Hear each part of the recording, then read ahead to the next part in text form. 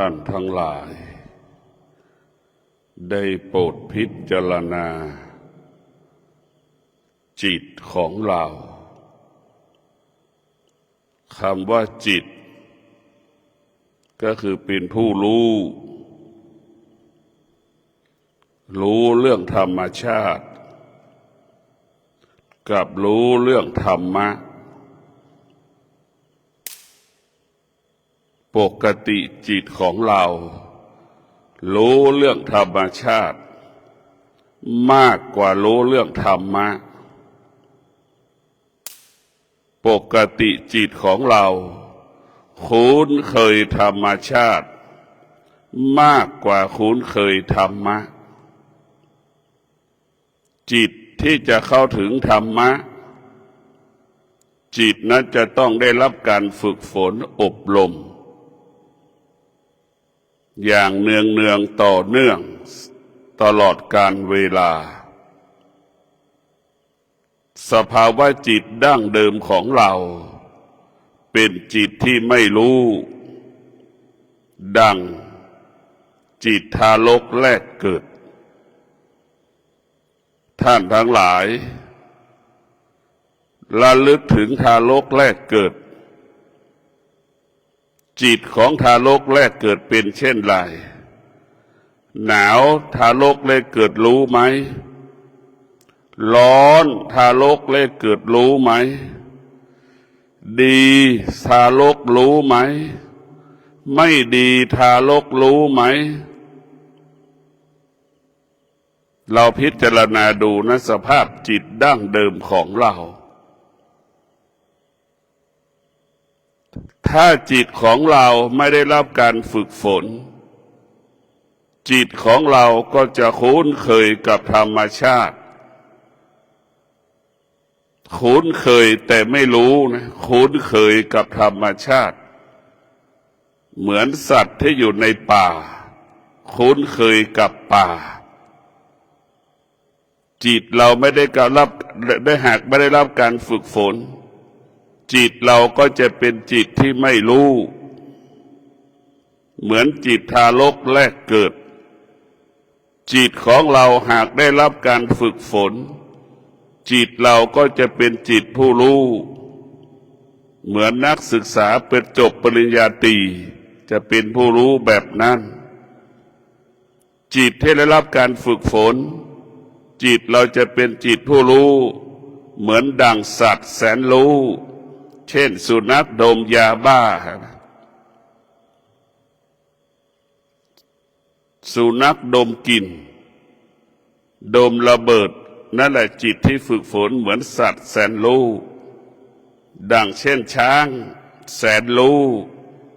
กำกับได้กำหนดได้ควบคุมได้ช้างจิตที่ฝึกก็เช่นเดียวกันเรากำกับจิตได้กำหนดจิตได้ควบคุมจิตได้ถ้าจิตนั้นได้รับการฝึกฝน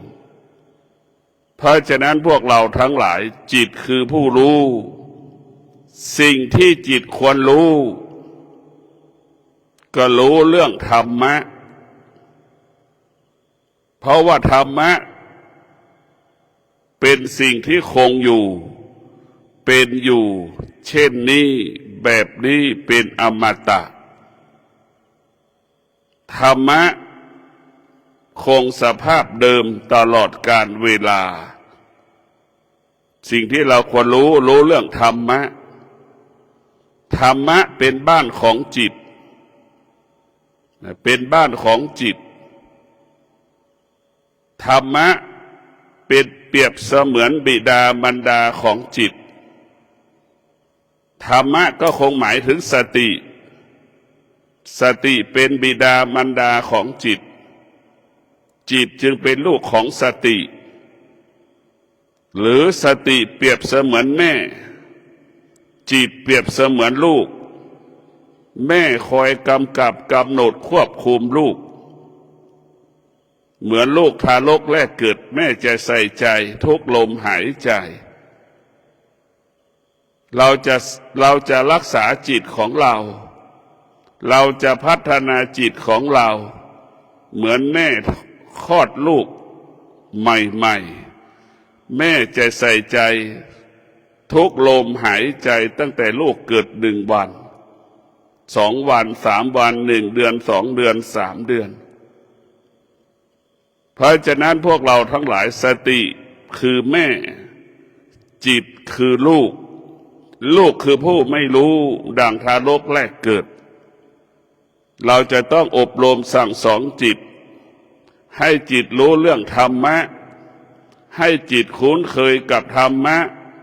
ให้จิตรู้จักคำว่าธรรมะเป็นผู้กำกับกำหนดควบคุมจิต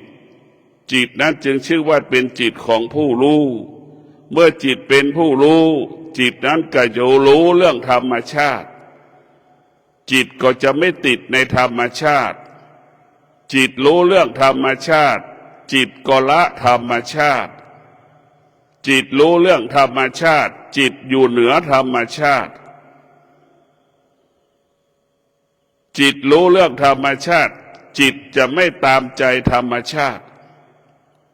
ธรรมชาติก็คงหมายถึงความโลภความโกรธความหลง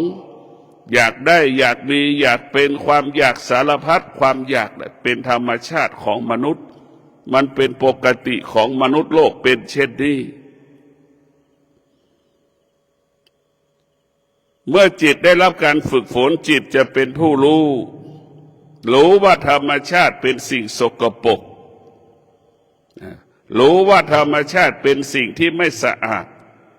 รู้ว่าธรรมชาติสิ่งที่ไม่บริสุทธิ์มีสิ่งเจือปนเรียกว่ามีสิ่งเจือปนในน้ำเราจะดื่มน้ำไม่ได้มีแสงมีสิ่งที่เจือปนในอาหารเราก็กินอาหารไม่ได้แต่ธรรมชาติมันเป็นสิ่งที่เจือปนในตาของเราหูของเราจมูกของเราลิ้นของเรากายของเราจิตของเราธรรมชาติมาไปครอบงำตาของเราตึงรู้เรื่องกิเลสทั้งสิ้นหูของเราก็รับฟังเรื่องกิเลสทั้งสิ้นจมูกของเราก็รับรู้เรื่องกิเลสทั้งสิ้นลิ้นของเราก็รับรู้เรื่องกิเลสทั้งสิ้นกายของเราผิวหนังของเราก็เป็นเรื่องกิเลสทั้งสิ้นจิตของเราก็รับรู้กิเลสทั้งสิ้นนี่คือธรรมชาติเราเกิดมาจากอวิชชาครอบงำจิตของเราก็ตกอยู่ใต้อำนาจตาที่เห็นรูปก็หลงในรูปจิตเราตกอยู่ใต้อำนาจหูที่สัมผัสกับเสียงก็หลงในเสียงจมูกสัมผัสกับกลิ่นจิตก็ไปหลงในกลิ่นนั้นๆลิ้นตกอยู่ใต้อำนาจของรสชาติอาหารผลไม้ต่างๆเราก็ไปหลงในรสชาตินั้นผิวหนังของเราสัมผัสถูกต้องก็ไปยึดติดยึดมั่นหลงอีกมันไปหลงหมดเรียกว่าธรรมชาติเปรียบเสมือนกาวดักหนูธรรมชาติเปรียบเสมือนกาวดักหนูมันจะให้เราจิตของเราเปรียบเสมือนหนูติดกาวส่วนมากมันจะเป็นเช่นนี้ไปติดกับธรรมชาติหมด99%จิตมนุษย์ไปติดในธรรมชาติไปหลงในธรรมชาติเพราะเราไม่ได้ฝึกมันก็จะหลงดังเช่นหนุ่มสาวหลงในร่างกายของบุคสาวก็หลงร่างกายของหนุ่มก็หลงร่างกายของสาวต่างคนไปยึดติดในรูปหน้าตาซึ่งกันและกันไปติดไปหลงดังพ่อแม่ก็หลงลูกก็หลงพ่อแม่สามีก็หลงภรรยาก็หลงสามีไปติดกันหมดธรรมชาติก็คือกาวดักหนูพ่อแม่สามีภรรยาลูกปู่ย่าตายายก็เปรียบเสมือนหนูติดกาวไปยึดติดซึ่งกันและกันจึงห่วงหาอาวรณ์กันตลอดเวลา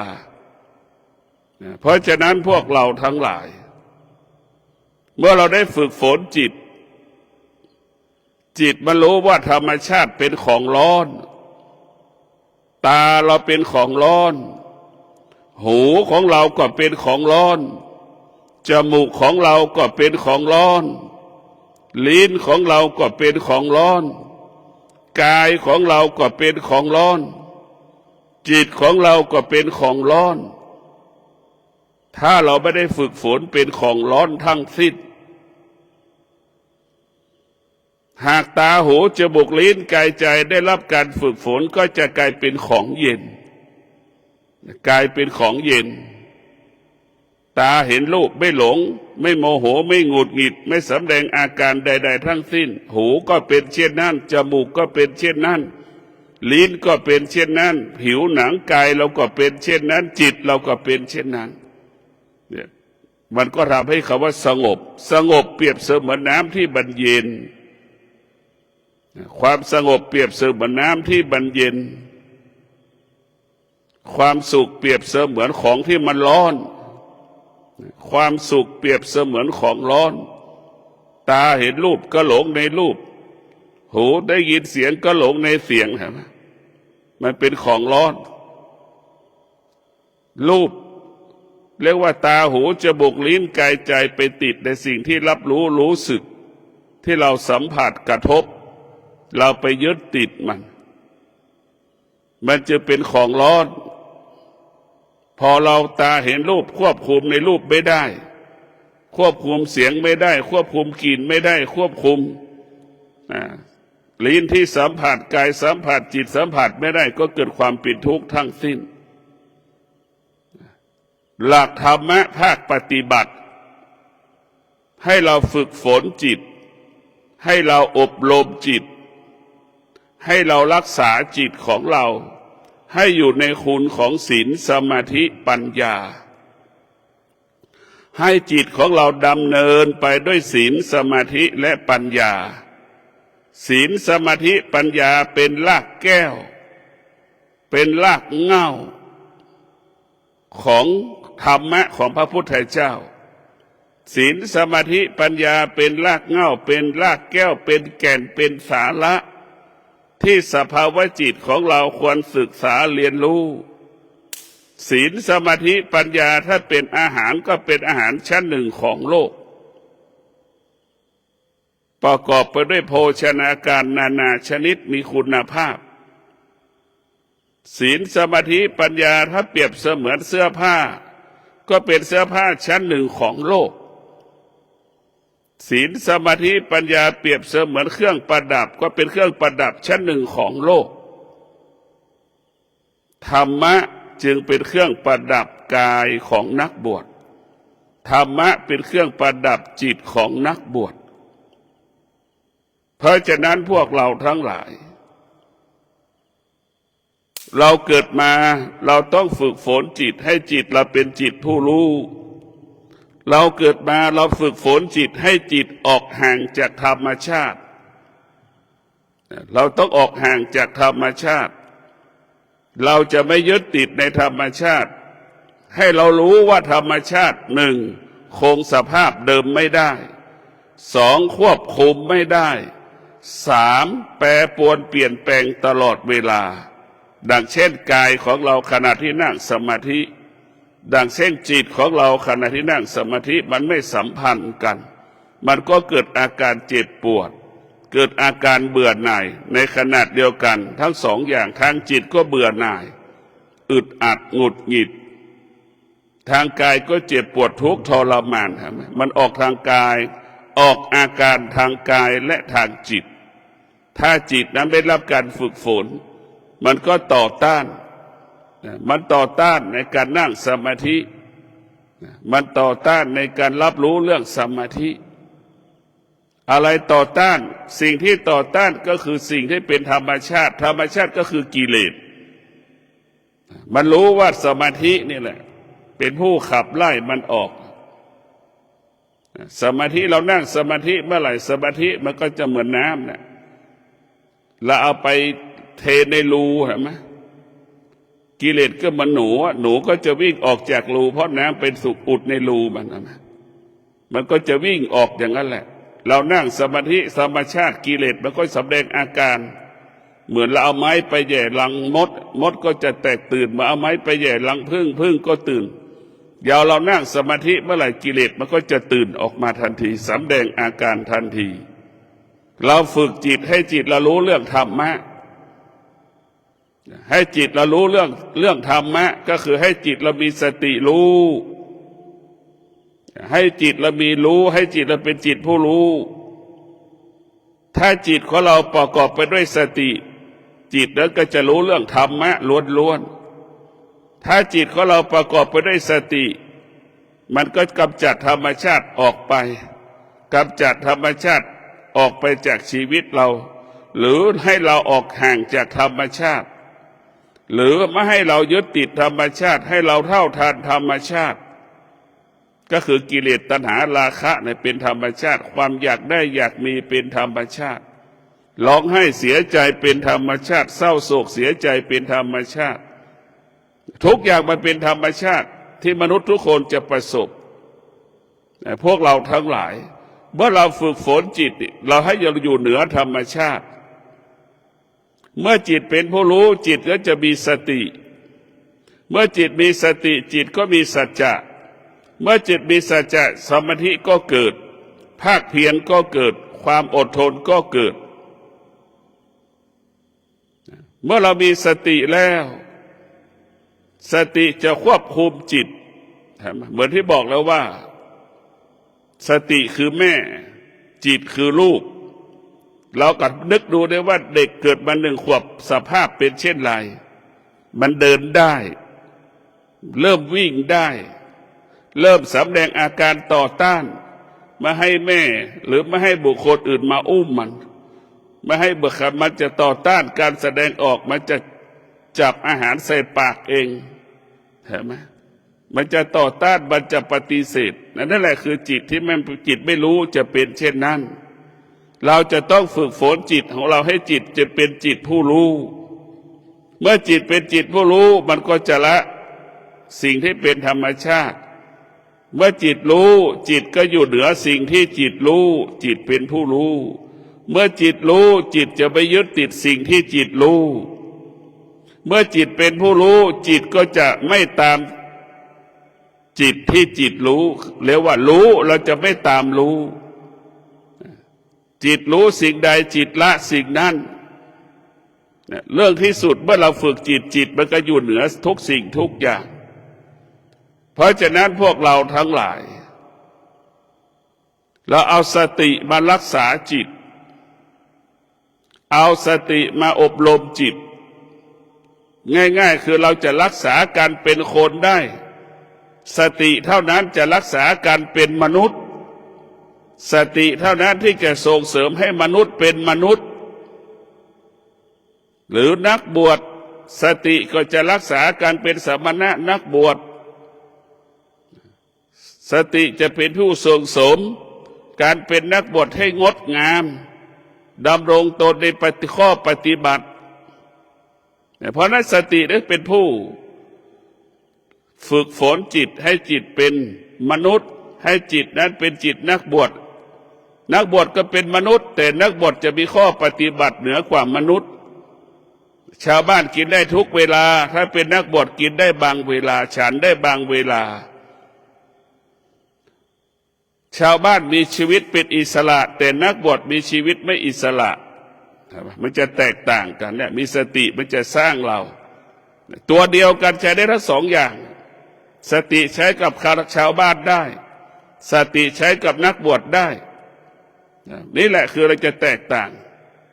ชาวบ้านเปลี่ยนผ้าทุกสีใน1 วันหลายๆสีแต่นักบวชคือสีเดียวเท่านั้นเห็นไหมนี่แหละคือนักชี้สติจะให้เรามีสติจะทำให้รู้จักหน้าที่ว่าการเป็นนักบวชการเป็นสามณะการเป็นผู้ปฏิบัติธรรมเป็นผู้ที่ศึกษาธรรมนั้นจะต้องพิจารณาคำสอนของพระพุทธเจ้าคือเป้าหมายคือดับความทุกข์ให้จิตสงบเบื้องต้นต้องให้จิตสงบให้กายสงบเราฝึกฝนจิตให้จิตเหล่านั้นไปควบคุมกายสงบวาจาสงบใจสงบมันเป็นบ่อเกิดแห่งปัญญา เป็นบ่อเกิดแห่งปัญญาเพราะฉะนั้นพวกเราทั้งหลายเมื่อจิตนั้นเป็นจิตผู้รู้มันก็จะรู้เรื่องธรรมระลึกถึงความอดทนระลึกถึงวิริยะภาคเพียรระลึกถึงสัจจะมันจะเกิดขึ้นแล้วว่าสติสมาธิสัจจะวิริยะขันติมันจะเกิดขึ้นในตัวของตัวเราเมื่อเราฝึกจิตมันจะเกิดขึ้นเมื่อมันเกิดขึ้นแล้วสิ่งเหล่านี้ก็จะไปควบคุมจิตจิตของเราก็จะเป็นจิตผู้รู้เมื่อจิตเปลี่ยนผู้รู้จิตมันก็รู้ว่าหน้าที่การเป็นแม่เมื่อแม่อยู่ในบ้านแม่ก็ทำหน้าที่การเป็นแม่ของลูก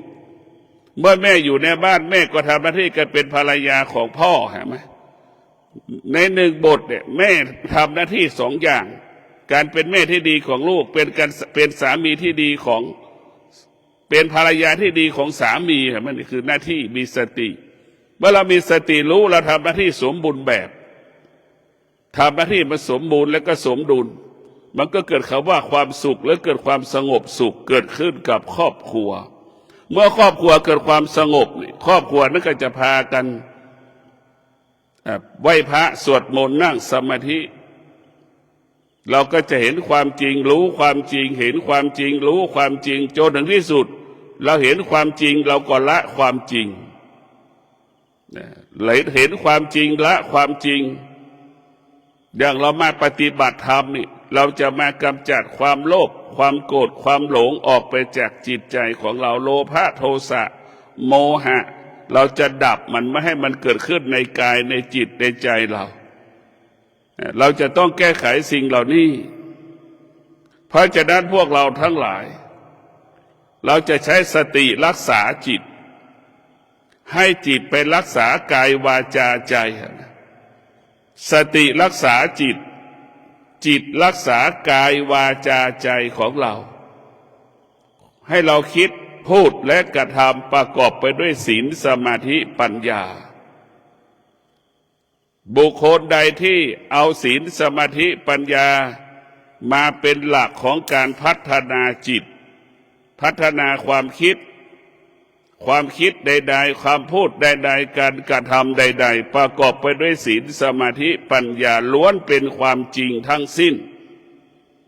ความคิดคำพูดการกระทำใดๆปราศจากศีลสมาธิปัญญาความคิดคำพูดการกระทำนั้นไม่ใช่ความจริงแต่เพราะฉะนั้นพวกเราต้องพิจารณาเราปฏิบัติธรรมนี่ก็คือให้เรารู้จักการเป็นมนุษย์ให้รู้จักหน้าที่และบทบาทการเป็นมนุษย์อันนี้แหละคือการปฏิบัติธรรมก็คือรักษาการเป็นมนุษย์แล้วการเป็นมนุษย์ของเรานั้นจนถึงที่สุดเราก็จะเป็นมนุษย์ที่เหนือมนุษย์ที่มีธรรมะจะเป็นมนุษย์ทุกคนมีธรรมะแต่มนุษย์คนไหนที่มีธรรมมีแก่นของธรรมะมนุษย์พวกนั้นก็จะอยู่เหนือมนุษย์ดังพระพุทธเจ้าก็เป็นมนุษย์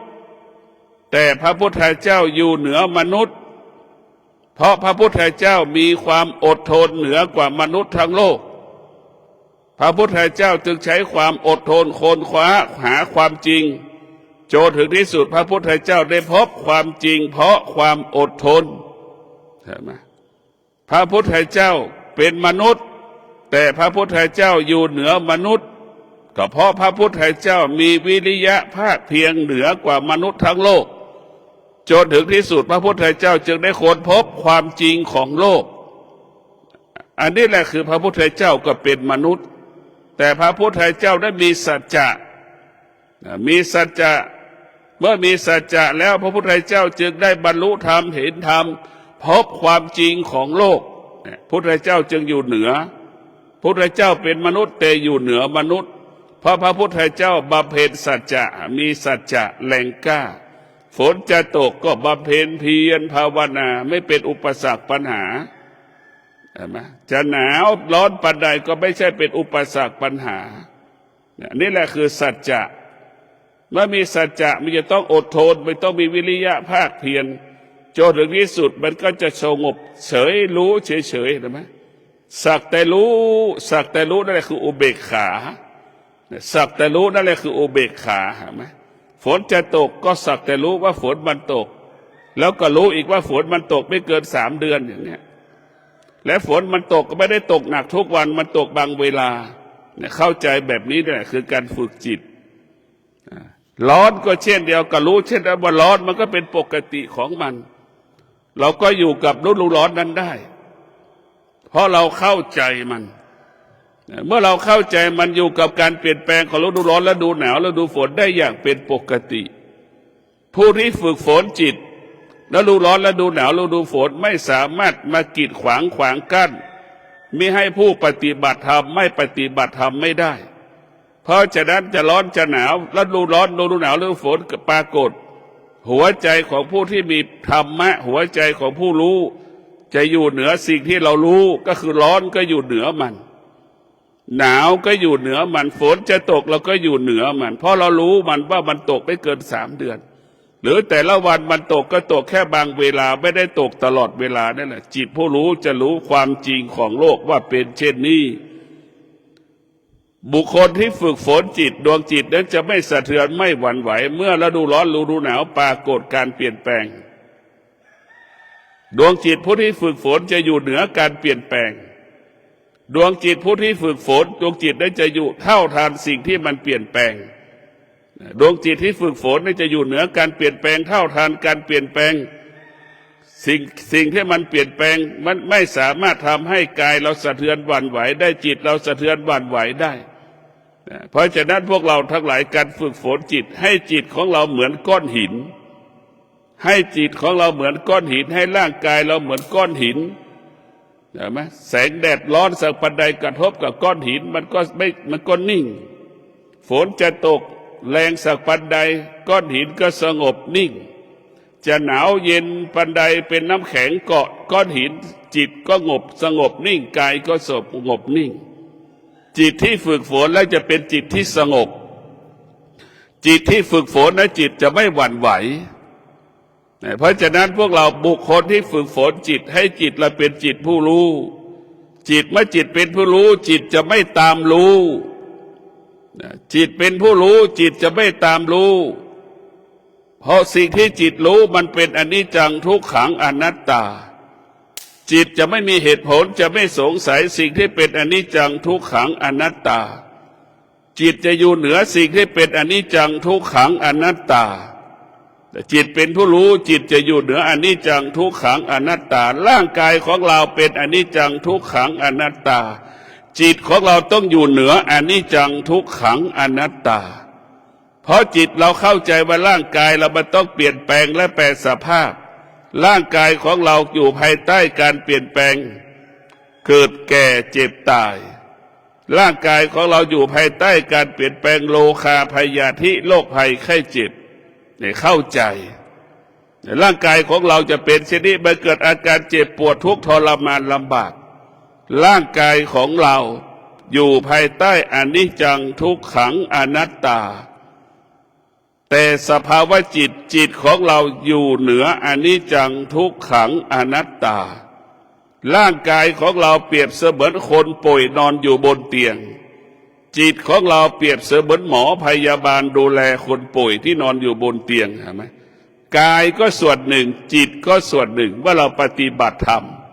เราก็จะเห็นกายของเราว่ามันไม่เที่ยงเราจะเห็นว่าร่างกายของเรามันไม่เที่ยงเราก็จะเห็นสุขทุกข์ว่ามันไม่เที่ยงใช่ไหมเราจะเห็นทุกสิ่งว่ามันไม่เที่ยงไม่เที่ยงไม่เที่ยงสิ่งใดที่มันเปลี่ยนแปลงไม่ใช่ความจริงสิ่งที่เป็นความจริงและสิ่งที่มันเป็นความจริงไม่มีการเปลี่ยนแปลงดั่งธรรมะ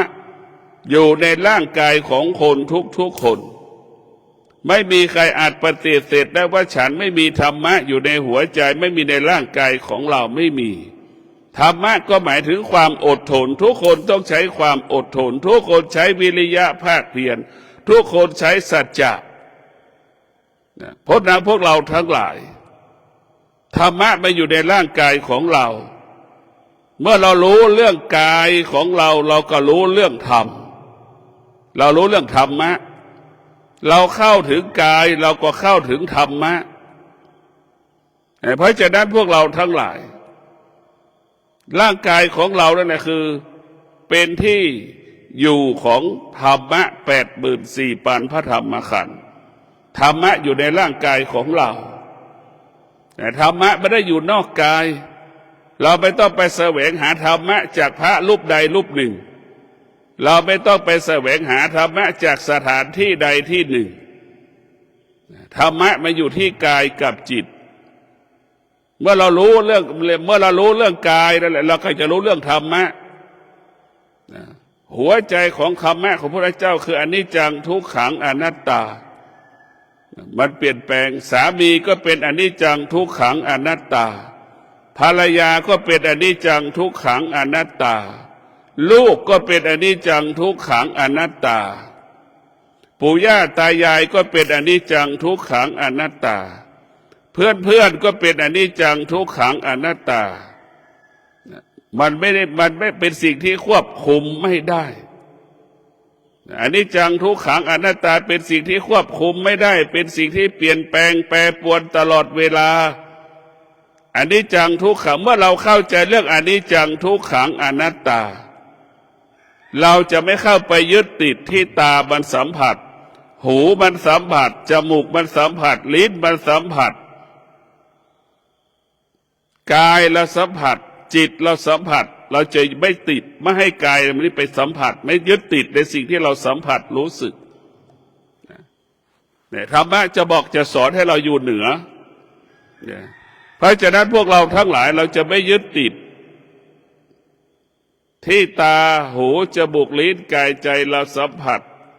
หรือกระทบทางตาทางหูจมูกลิ้นกายใจเราจะสงบนิ่งเราจะอยู่เหนือมันเรารู้อย่างคือเราจะอยู่มันให้เราท่องเข้าใจอยู่ในใจว่ารู้อยู่เหนือรู้ให้เราพิจารณาว่ารู้แล้วก็ให้เราอยู่เหนือสิ่งที่เรารู้หรือคำว่าจิตรู้สิ่งใดให้อยู่เหนือสิ่งนั้นให้เราพิจารณาจิตรู้สิ่งใดให้อยู่เหนือสิ่งนั้นสุขไม่เกิดทุกข์ไม่เกิด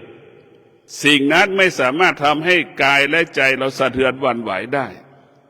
สิ่งนั้นที่สุดมันก็สลายไปในที่สุดเหมือนก้อนน้ำแข็งก็ละลายไปในที่สุดจิตรู้สิ่งใดให้อยู่เหนือสิ่งนั้นเท่ากับเราเท่าทานสิ่งที่เรารู้เท่าทานสิ่งที่เรารู้เราไม่หลงเราไม่ยึดติดสิ่งที่เรารู้เห็นไหมจิตก็อิสระกายเราก็เป็นอิสระถ้าเรารู้แล้วนี่เราอยู่เหนือมันนี่กายก็อิสระใจก็อิสระให้พวกเราทั้งหลายอันแท้จริงจิตของเรามันก็ต้องการเป็นอิสระเหมือนดั่งทารกเกิดมา1 ปีนะพวกเราพิจารณาดูนี่เด็กมันเริ่มปฏิเสธเรานะมันไม่อยากให้พี่น้องไม่อยากให้แม่มาครอบงำมันกำกับมันไม่ให้คนดูแลมันมากำกับมันควบคุมมันเห็นไหมมันจะปฏิเสธเอาเข้าตักเสปากมันก็ปฏิเสธเอาทุกอย่างมันจะเริ่มปฏิเสธจะจับจะอุ้มมันก็เริ่มแสดงอาการปฏิเสธนั่นแหละกายของเรามันต้องการความเป็นอิสระจิตของเราก็ต้องการเป็นอิสระนั่นแหละจิตเป็นผู้รู้มันจะเป็นรู้มันเด็กเริ่มปฏิเสธจิตไม่รู้ก็เหมือนเด็กทารกแรกเกิดนั่นคือจิตที่ไม่รู้เป็นสภาพนั้นแหละเราจะยกไปไหนก็ได้จะเอาไปเผาไฟก็ได้เพราะมันไม่รู้เห็นไหมมันไม่รู้ไหนจะไปเผามันก็ไม่รู้จะไปลอยน้ำมันก็ไม่รู้พอจิตมันเริ่มรู้แล้วก็เหมือนทารกแรกเกิดได้1 ปีเริ่มสำแดงอาการนอนร้องไห้สำแดงอาการปฏิเสธให้มันเราให้มันจับมันไม่จับเราใช้มันกินมันไม่กินเราใช้ดื่มน้ำมันไม่ดื่มน้ำมันปฏิเสธมันจะจับเองถือเองเห็นไหมมันเริ่มในกายก็ต้องการความเป็นอิสระจิตมันก็ต้องการความเป็นอิสระเพราะฉะนั้นพวกเราทั้งหลายเมื่อเรารู้ยืนเหนือรู้กายจิตเราเป็นอิสระรู้เราไม่ยึดติดในสิ่งที่เรารู้ก็กายกับจิตก็เป็นอิสระรู้แล้วไม่ตามรู้กายกับจิตก็เป็นอิสระเพราะฉะนั้นเราต้องให้กายกับจิตเป็นอิสระเมื่อกายกับจิตเป็นอิสระเรานั่งสมาธิก็ง่ายก็สะดวกการปฏิบัติธรรมประพฤติธรรมของเราก็ง่ายก็สะดวกเพราะฉะนั้นพวกเราทั้งหลายต้องมีสติพิจารณาว่าเราจะทำยังไงให้จิตเราเป็นจิตผู้รู้หรือจิตเป็นผู้รู้ถ้าผู้รู้มีตัวตนก็เหมือนแม่ล่ะจิตเหมือนแม่ เหมือนแม่จิตผู้รู้ก็เหมือนจิตแม่รู้ใจลูกเข้าใจลูกทุกอย่างจิตที่เป็นผู้ไม่รู้ก็คือเหมือนลูกนั่นแหละลูกจำนวนมากก็บอกว่าแม่ไม่เข้าใจลูกมีจำนวนมากเป็นเช่นนี้ถ้าแม่ไม่เข้าใจลูกใครที่ไหนโลกจะเข้าใจลูกถ้าแม่ไม่เข้าใจโลกโทษเถอะไม่มีหมาตัวไหนเข้าใจลูกหรอกเพราะฉะนั้นแม่เท่านั้นเป็นผู้ที่เข้าใจลูกได้ดีที่สุดเข้าใจลูกได้ดีที่สุดมีแม่เพราะแม่สติก็คือแม่ตรงกันข้ามจิตของเราเปรียบเสมือนลูกจิตที่ไม่ได้ฝึกฝนเป็นจิตที่ไม่รู้ก็เหมือนเด็ก13 14 15 16 17หลงเพื่อนตัวเองมากกว่าหลงแม่ตัวเองเห็นไหมอันนี้คือมันจิตไม่รู้มันก็จะหลง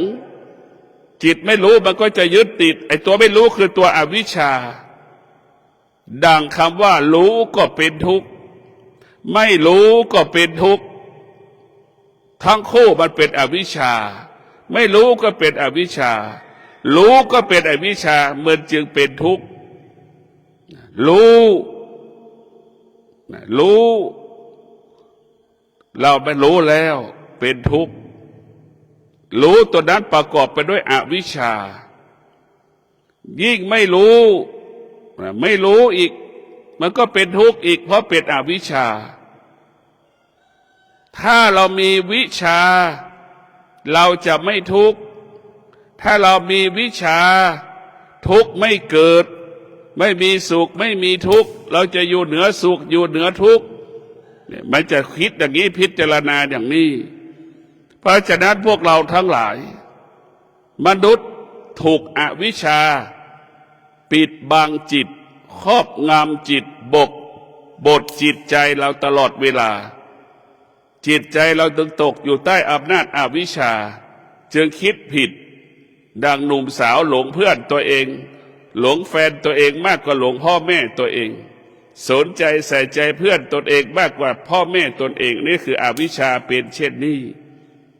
เป็นอวิชชามันจะหลงมันจะยึดติดสิ่งที่ผิด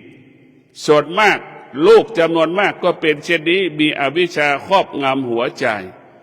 จึงหลงพ่อหลงเพื่อนหลงบุคคลอื่นยึดติดบุคคลอื่นยิ่งกว่าพ่อแม่ตนเองลูกที่มีวิชาลูกนั้นจะติดในแม่หลงในแม่ยึดติดในพ่อและแม่ดูแลพ่อแม่ช่วยเหลือกิจการงานพ่อแม่ลูกมีวิชาก็คือความจริงความรู้ที่เป็นความจริงดวงจิตที่มีวิชาดวงจิตนั้นจะรู้เรื่องความจริงลูกก็จะทำหน้าที่การเป็นลูกที่ดีของแม่อะไรทำให้แม่ร้องไห้เสียใจลูกจะไม่ทำหัวใจลูกที่มีวิชาลูกคนนั้นจะรับภาระแทนพ่อแทนแม่ปกป้องผลประโยชน์ของครอบครัวดูแลผลประโยชน์ของครอบครัวรับภาระผลประโยชน์ของครอบครัวดังพ่อแม่ตนเองเห็นไหมนี่แหละลูกที่มีวิชานั้นจะเป็นผู้มีสติรู้จักลูกที่มีอวิชชานั้นขาดสติหลงทางหลงผิดลูกจำนวนมากเมื่อแต่งงานไปแล้วก็หลงอีกหลงอะไรหลงสามีตัวเองหลงภรรยาตัวเองนั่นแหละอวิชชาไปครอบงำก็หลงสิ่งอื่นๆยึดติดสิ่งอื่นๆดังสามีภรรยาจำนวนมากหลงก็ไปยึดติดสามีตนเองภรรยาตนเองปล่อยปะละเลยพ่อแม่แต่งงานเสร็จให้พ่อแม่ 30%ให้เมียตัวเอง 70% ให้สามีตัวเอง 70% มันถูกต้องชอบธรรมหรือไม่เราพิจารณาดูสิ่งที่เราควรดูแลก็คือพ่อแม่ของเราไม่ใช่สามีของเราไม่ใช่ลูกไม่ใช่ภรรยาของเราลูกทุกคนต้องรู้ว่าสิ่งที่เราควรดูแลคือพ่อแม่ของเราสามีของเราพ่อแม่ของเราต้องให้เวลา 70% ให้กับพ่อให้กับแม่ลูกที่มีอวิชชาจะเป็นเช่นนั้น 70% ลูกที่มีอวิชชานั้นก็จะให้พ่อแม่ตัวเอง 30%ให้สามีตัวเองภรรยาตัวเอง 70%ใช่ไหมส่วนมากพ่อแม่ก็เป็นเช่นนี้